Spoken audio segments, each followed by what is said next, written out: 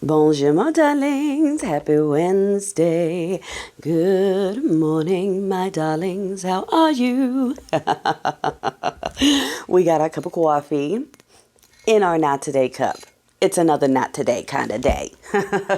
Listen to me. I need people to stop reporting whatever this dude toilet twats as absolute truth just because he said. I need that to stop. I need that to stop. Part of the reason why we're here is certain people's ability to believe whatever bullshit falls out of a certain mouth so long as it's connected to a specific colored body. And y'all gotta let that go. That's part of the reason how we got here. I just watched a video of a very brown man sitting there going, now I believe the blacks. You know, I thought they were making this up, all this. They're profiling us. I said, I'm brown too, and I've never been profiled. And now that I can see it happening to my community, I guess I can believe those blacks. You're like,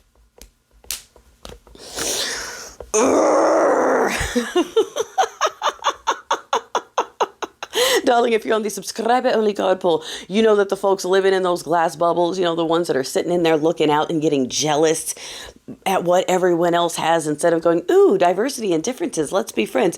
It's going to get rough for them coming up, as it should. All right, they chose that life, and now the glass bubble is starting to break. Keep pushing and applying on that pressure, darling, because it is up to us. I'll say it again and again and again. It is up to us. And if you're sitting around going, I'm shocked, quelle surprise, what are we doing? Then you may as well just put the patch on and start marching with the rest of them. Because if all you've got is, oh no, then come on now.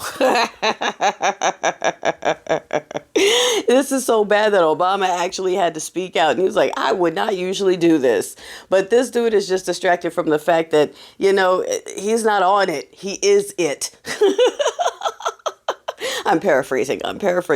All right. You've got Stinky, again, just making all kinds of claims about random stuff. That's why I say, can we please stop just reporting whatever he toilet twats as truth because he said it? Like, stop. That's half of the problem. Half of the problem. Oh, we've got all this old testimony, old photos, victims coming forward, people showing this dude hanging out at each other's weddings, secret little conversations they had, times they popped up at casinos with young people, you know, people not even old enough to be in the casino, that sort of thing. And I don't know, it's interesting, but isn't it, I mean, are you proud? Are you proud talking to the certain culture? Are you proud of the fact that your administration right now that's running on Team White Steam is focused on nothing but getting rid of the news people they don't like, canceling the TV shows they don't like, tormenting brown people? Camps are popping up everywhere, and people are just like, oh, we're paying for this. This is fine. Karmically, this is fine. People are expiring in these camps, and folks are like, what are we going to do? What do you want us to do, Revolt? Like I said yesterday, imagine it's puppies being treated this way, okay? That should make you upset. Imagine it's any animal and not a human life. That's usually enough to get certain people upset. Or pretend the person ordering it is a person of color. Pretend it's a woman of color making these decisions and saying these things, and see how quickly that rage builds up and suddenly you know what to do. Whatever it takes, y'all. I'm not going to judge you. Whatever it takes to get you to realize that you got to pick up a pitchfork and a tiki torch on this one. I know you don't want to do it. We could do the big strike, but the thing is, it has to be massive. And we've already talked about this. The numbers, it would have to be for a long time. It would have to be the vital workers. And that's a lot. It's a lot easier for the motivated people to just, you know, pick up some stuff and go handle this. I'm going to say this every day. If we could just swap the skin, give us a week, and we could show you how to handle this, because we are not afraid. We know how to fight for our freedom and for our lives, because we have to fight for our lives every single day. But for people who have never had to fight for their right to exist and have always inherently felt protected in this land, those are the ones having the hardest time coming to the realization that no, they are not protected.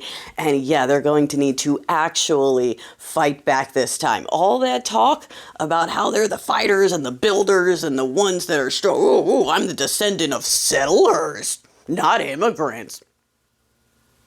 All that ish still can't handle this situation right here without someone else being like, you got to do this. You gotta do the thing you're afraid to do. You saw the Haitians? You got to do that. The people at the club in LA, you got to do that. That's what you got to do. I know. Let me know when you're ready.